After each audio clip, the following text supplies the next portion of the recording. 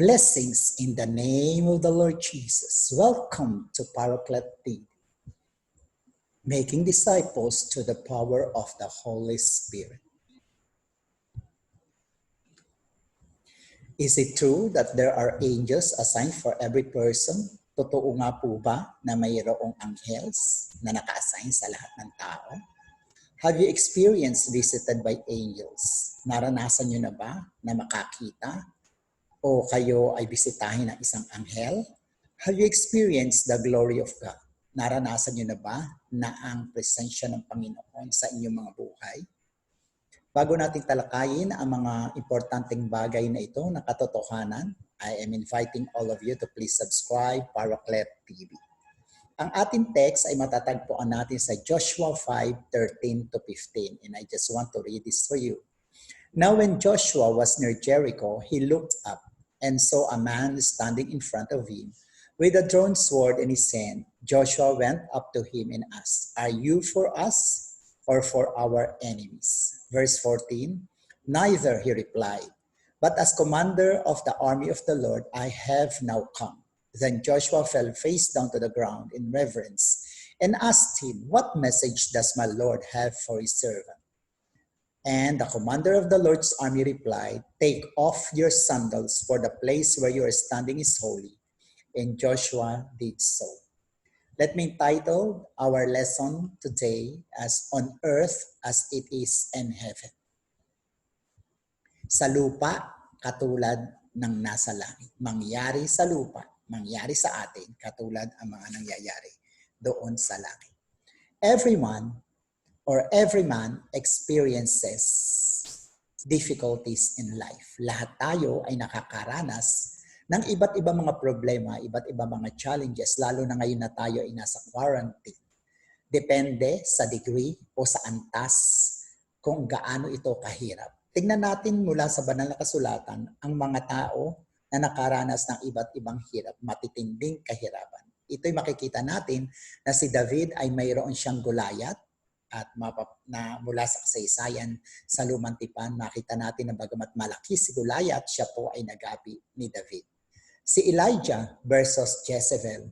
Nung si Elijah po ay hinamon niya ang mga propeta ni Baal, makikita natin na nagtagumpay siya dahil pinakinggan ng Diyos ang kanyang panalangin na sunugin ang kanyang handog. Ngunit ang asawa ng hari na si Jezebel, ang sabi rito, ay pinagtangkaan ang kanyang buhay at pagkatapos sa gumawa ng himala ng Diyos sa pamamagitan ni Elijah, si Elijah ay nagtago, takot na takot. At ang sabi niya sa 1 Kings 19:4, "Enough, Lord, take my life because I'm not better than my ancestors." O diba?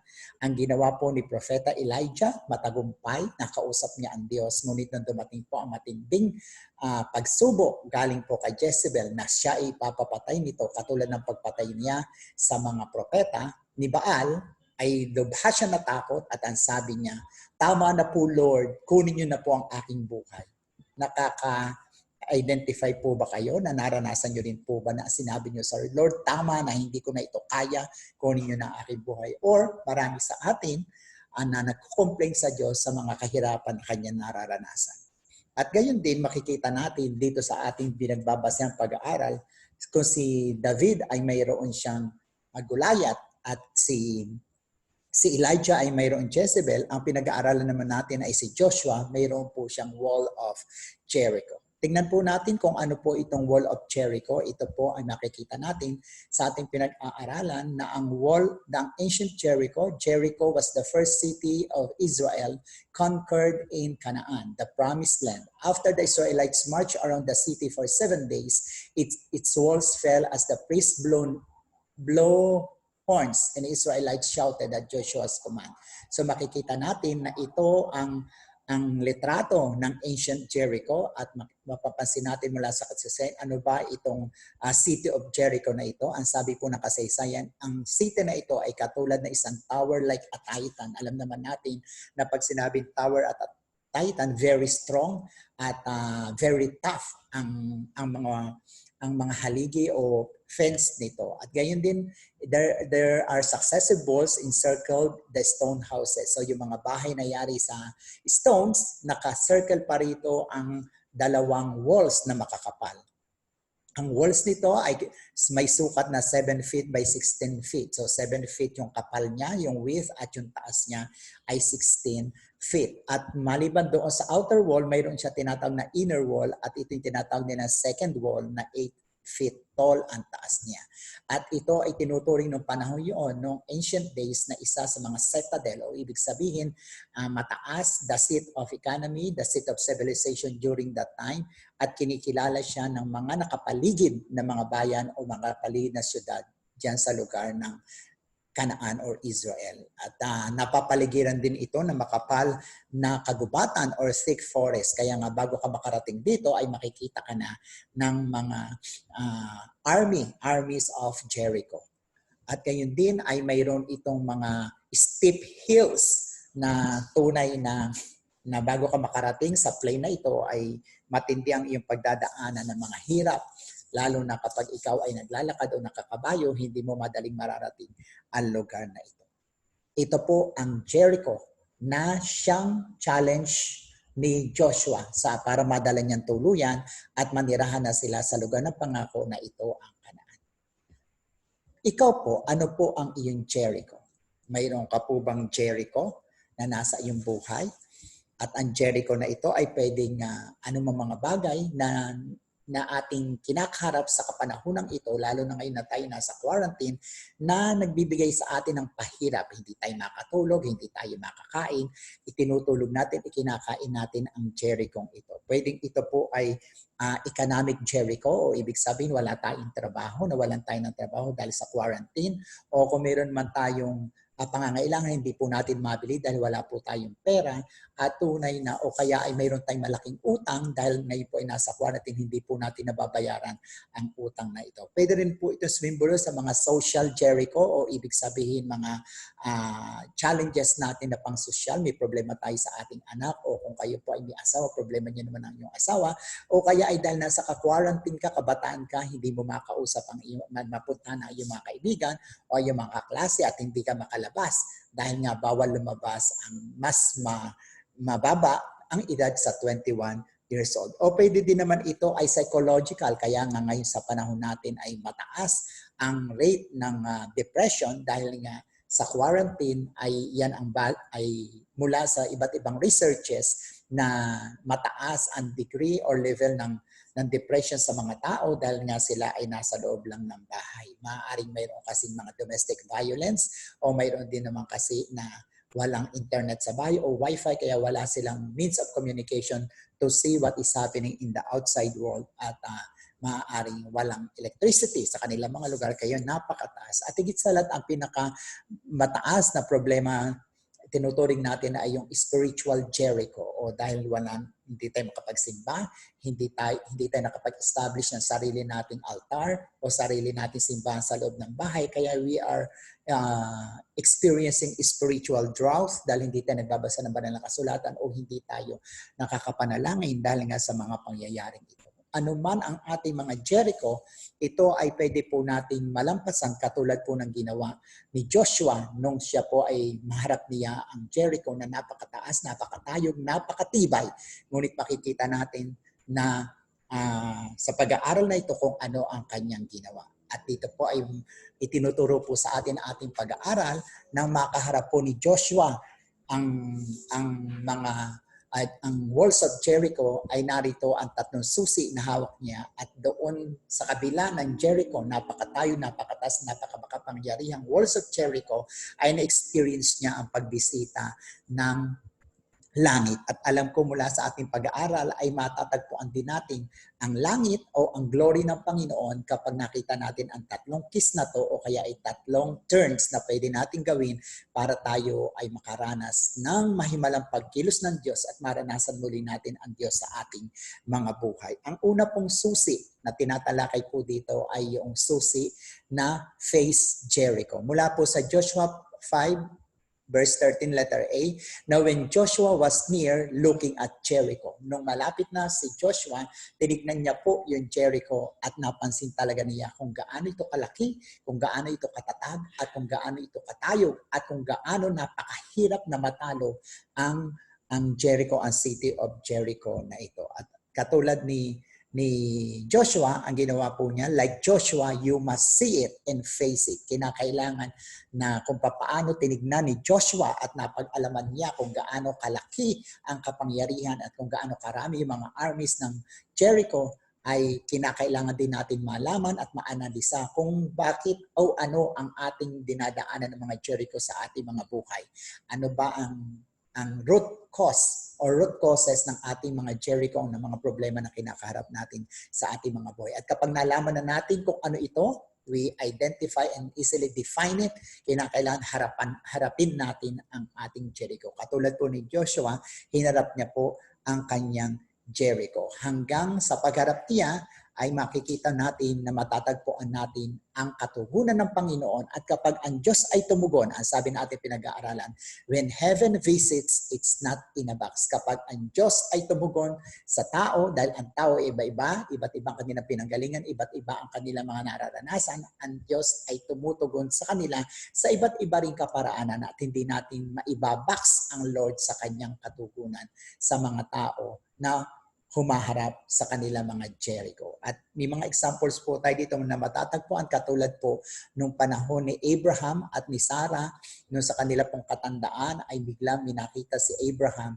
na tatlong spiritual beings. At ang sabi sa Genesis 18:1-15 na makita ni Abraham at ni Sarah, ni Abraham ang mga bisitang ito mula sa langit ay na nung ma-discern niya na mula ito sa langit ay inanyayahan niya yung mga strangers na sa kanilang bahay at doon nga ay napag-alaman natin mula sa kasaysayan na sila ay mga pinadala ng Diyos upang sabihin kay Abraham na siya ay na kanyang asawa na si Sarah ay manganganak nga ng Isaac. At doon ngay makikita natin ang kasaysayang ito sa Genesis 18 verses 1-15. At nang marinig nga ito ni Sarah, ay doon nagtatawa si Sarah kung natatandaan po natin ang kasaysayan. So, maliban po dyan, makikita natin na si Abraham sa kanyang katandaan at ang isa sa mga Jericho niya ay paano ba matutupad yung pangako sa kanya ng Panginoon na ang kanyang mga lahi ay magiging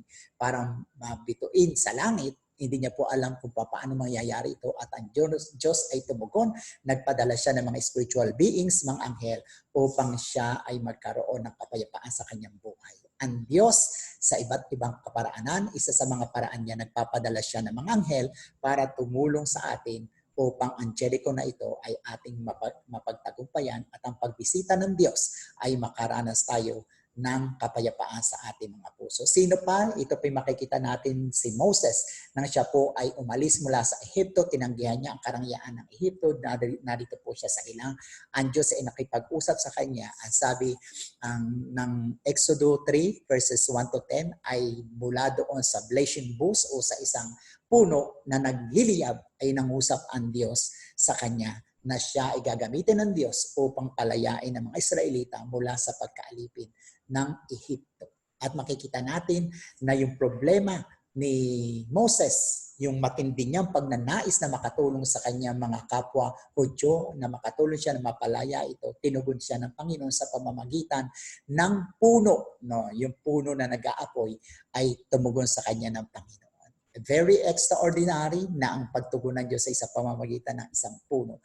At ito din makikita natin ang kasaysayan ni Balaam sa Lumang Tipan at yung talking donkey. So hindi lang puno, hindi lang anghel, kundi pati hayop ay pwedeng gamitin ng Diyos para tumugon sa atin mga kakaibang kaparaanan kung tumugon ang Diyos. At ito'y matatagpuan natin sa Aklat ng Bilang o Numbers 22:28.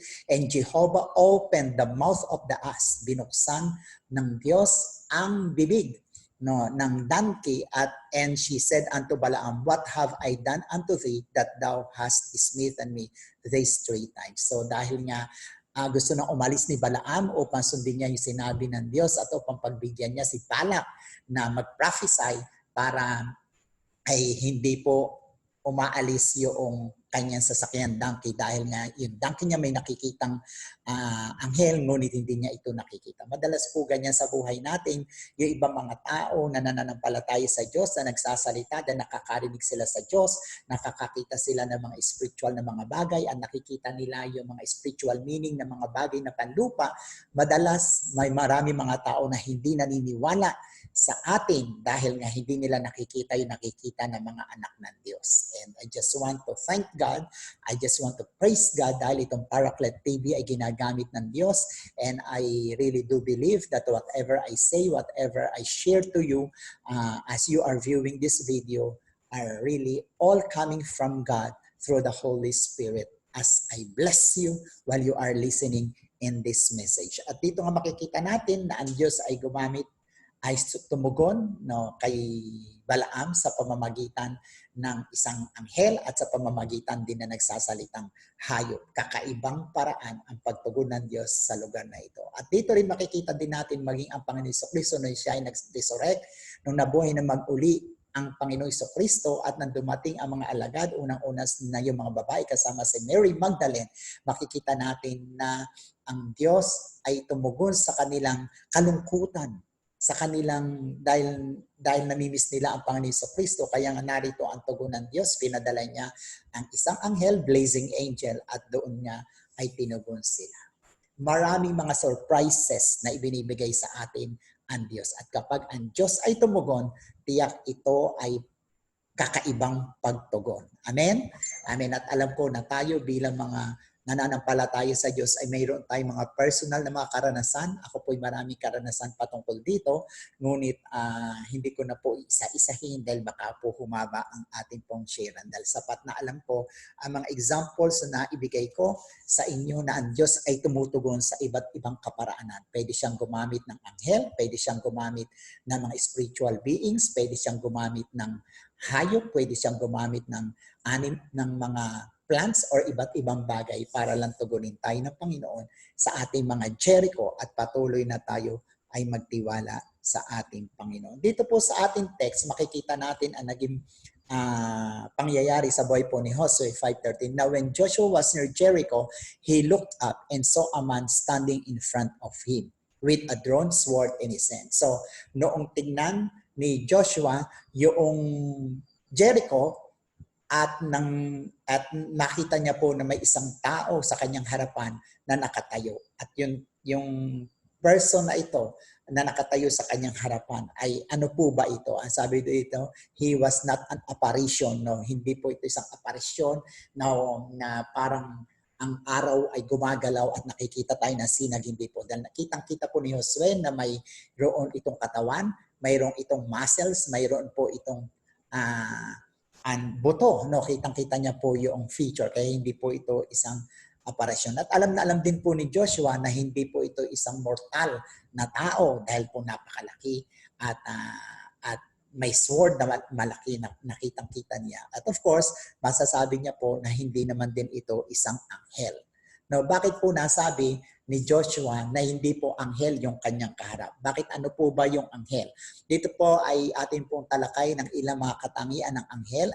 Ang anghel po, ang sabi ito, they are not to be worshipped. Ang mga anghel ay hindi dapat sinasamba. Dahil mula po sa Revelation 19:10, and I just want to read this to you, at this I fell at his feet to worship him. But he said to me, don't do that. Nang akmang sasambahin ni Juan ang anghel na nasa kanyang harapan, ang sabi ng anghel sa kanya, huwag mong gawin yan.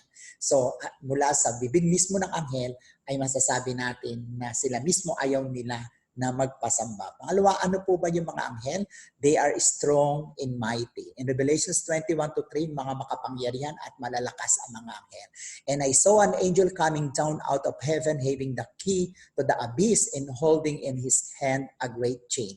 He seized the dragon, that ancient serpent who is the devil or Satan, and bound him for 1,000 years. So makikita natin na dito na during the millennial reign, bago dumating yung millennial reign, ay kukuhanin ng anghel. Isang anghel lang po ito na malakas at makapangyarihan na kanyang ginapos at inilagay sa abyss si Satan. No? Ito po yung mangyayari sa pagdating ng panahon. Darating muna ang Panginoon Jesucristo sa second coming, pagkatapos magkakaroon ng tribulation, then we will be experiencing the millennial reign. At ang nagpapatunay na isa lamang po itong anghel na kayang-kaya niya pong gapiin si Satanas, lalo na po kung hindi lang po isa. Dahil makikita natin na ang anghel po ay napakadami. They are numerous. Revelation 5:11. Then I looked and heard the voice of many angels, numbering thousands upon thousands and 10,000 times 10,000s. They encircled the throne and the living creatures and elders. Ang mga anghel po ay makikita natin na hindi natin kayang bilangin dahil ang sabi dito sila ay thousands upon thousands, 10,000s upon 10,000s. Napakarami po nila. At dahil po ang isa lang ay napakamakapangyarihan at malakas dahil napakarami po nito. At kapag ang Diyos ay nagpadala, makikita natin na may trabaho ang anghel. Kaya nga ang tanong natin kanina, nakakita na po ba kayo ng anghel? Na-experience niyo na po ba ang anghel? Dapat po ay na-experience po natin. Bakit po? Because angels, ang sabi dito natin pinag-aaralan, they take care of God's children.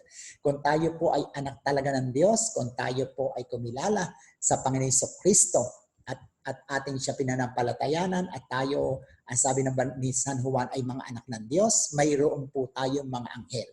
Ang mayroon lang po mga anghel ay mga anak ng Diyos. At kapag hindi ka po anak ng Diyos, I'm sorry to tell you because the Word of God says that yung mga anak ng Diyos, mayroon po sila mga itinalagang anghel mula sa Kanya. Hebrew 1:14, ang sabi dito natin, are not all angels ministering spirits sent to serve those who will inherit salvation. So, nagtatalaga ang Diyos ng mga anghel doon sa mga tao na magmamana ng kaligtasan dahil sila inanampalataya sa Panginoong Jesucristo sa ginawa niya doon sa krus at ito'y sinabuhay nila sa kanilang mga buhay. Yun po yung una at ang ikalawa po, ang ginawa po ni Josue. O makikita po muna po natin dito bago po yung ikalawa, kung ito po ay hindi anghel, sino po yung nakaharap po ni Josue nung siya po ay nagtumingin po at makita niya po yung isang taong malaking ito nasa kanyang harapan. Tingnan po natin. Joshua 5:14, neither, he replied, but as commander of the army of the Lord, I have now come. So sino po ang kaharap? Hindi po isang anghel. Siya po ay ang commander of the army of the Lord. Sino po yung commander of the army of the Lord? Ito po ay walang iba kundi po ang Panginoon Jesucristo. Siya po yung commander of God's armies. Amen? So ang kaharap po pala ni Josue ay walang iba kundi ang Panginoon Jesucristo mismo. Ang tanong po, ito po ay nangyari sa Old Testament nung panahon pa ng mga patriarka. Naroon na po ba ang Panginoon Jesucristo? Dahil alam lang po natin, karamihan sa atin ay nakakalam na dumating ang Panginoon Jesucristo, nagkatawang lupa. Nagkatawang lupa lang po. So ibig sabihin, nag-i-exist na po ang Panginoon Jesucristo maging noong likhain ng Diyos. Ang sabi nga ng Genesis, likhain natin. Yung natin po doon, iyan po ay tumutukoy sa God the Father, God the Son, at God the Holy Spirit. So, si Jesus po, yung commander of the host armies of the Lord. Jericho had thick walls, but Joshua had the commander Jesus with thick number of angels. Amen? Ang Jericho po, ang city of Jericho ay may makapal na walls, dalawa, makapal at mataas na mga muog. Pero makikita natin na si Josue ay mayroong commander Jesus na mayroong makapal din na mga laksa-laksang mga anghel na pwedeng tumulong sa kanya. Hebrews 13:8, Jesus is the same yesterday, today, and forever. At ito po yung magpapatunay unang Pedro 1:20, He was chosen before the creation of the world, but was revealed in these last days for your sake. So naroroon na po ang Panginoon Jesucristo, pero siya lang po ay na-reveal nung nagkatawang tao siya. Dahil po tayo ay mapapahamak, kinakailangan natin ng tagapagligtas at kinakailangan po magkatawang tao ng Panginoon Jesucristo magpakumbaba upang abutin tayo sa ating mga kasalanan at tayo ay magmana ng kaharian ng Diyos. Sa Ephesians 1:22-23, and God placed all things under His feet and appointed Him to be the head over everything. So lahat po ng lahat ng mga bagay doon sa langit, mga bagay sa lupa at sa ilalim ng lupa, lahat ng mga nakikita natin o mga hindi natin nakikita, walang ibang puno niyan, ang tagapanguna ay walang iba kundi ang Panginoon Jesucristo. Dahil siya po ay magbigay ng kanyang buhay sa krus, ibinigay na po sa kanya ang lahat ng kapangyarihan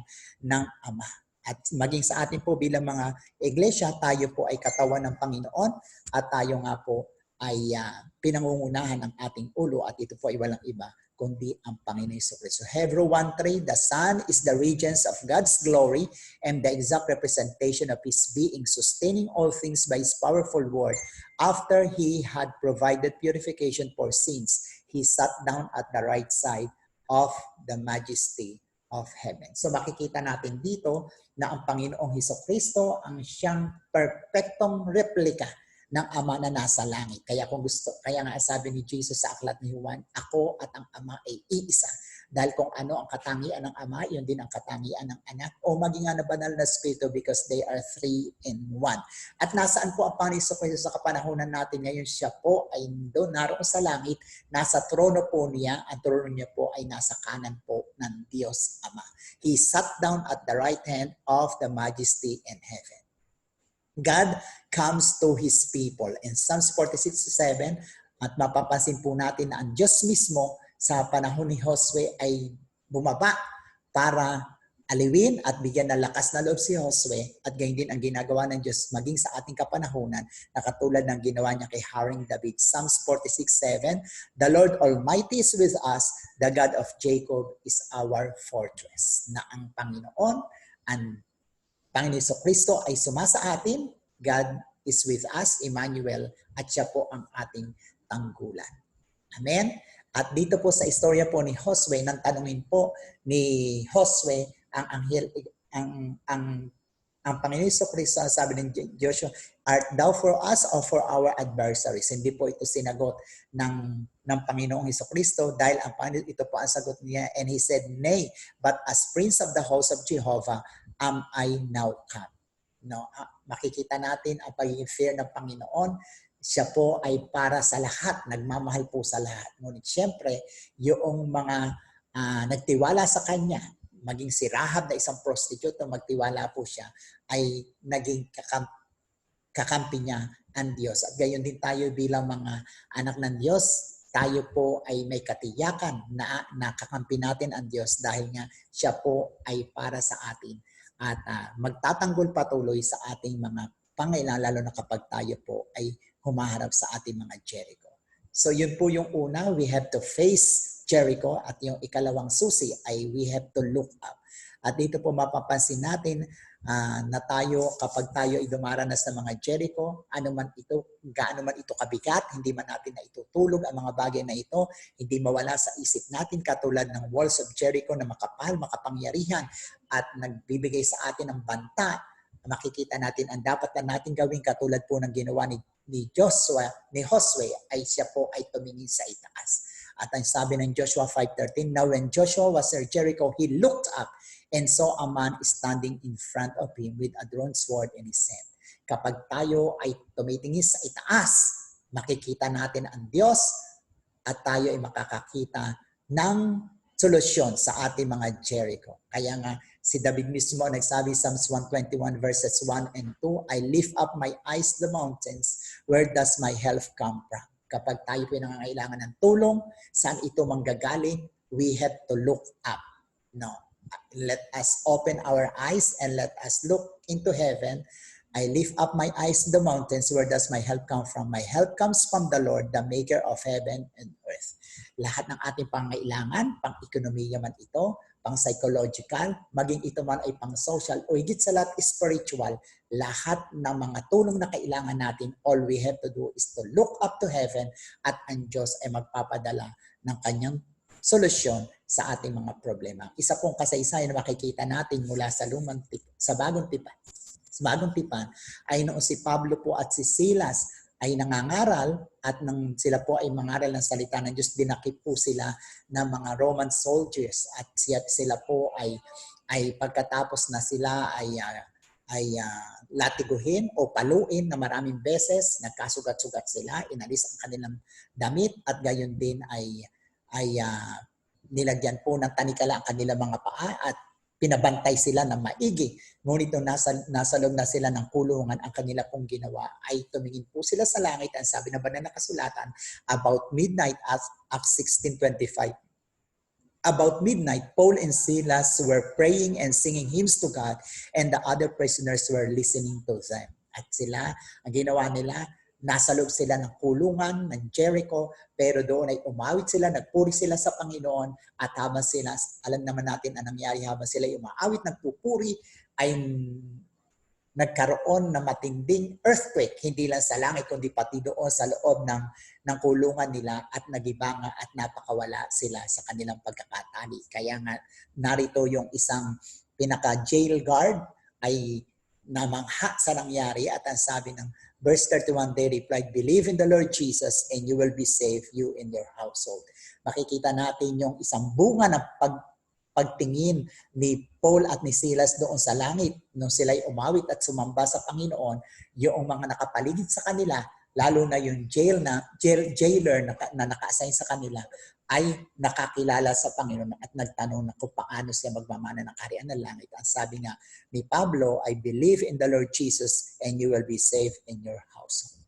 Kapag tayo po ay nakatingin sa langit, nakikita ito ng tao nakapaligid sa atin, at pwede po sila na makakilala din sa kinikilala natin Diyos na nasa langit, lalo na yung kinikilala natin tagapagligtas sa si Jesus, na kung paano tayo tinutulungan na tayo ay magtagumpay sa mga Jericho natin. Yung mga tao din na nakapaligid sa atin ay makakaranas ng mga bagay na nararanasan natin bilang mga anak ng Diyos. At kahuli-hulihan, ang third key, ang sabi dito, hindi lang kinakailangan dapat makita natin ang ating Jericho, na dapat pangalawang susi ay tumingin tayo sa langit, at ang ikatlo, tayo ay yumuko at sumamba sa Panginoon. Let us bow down to worship.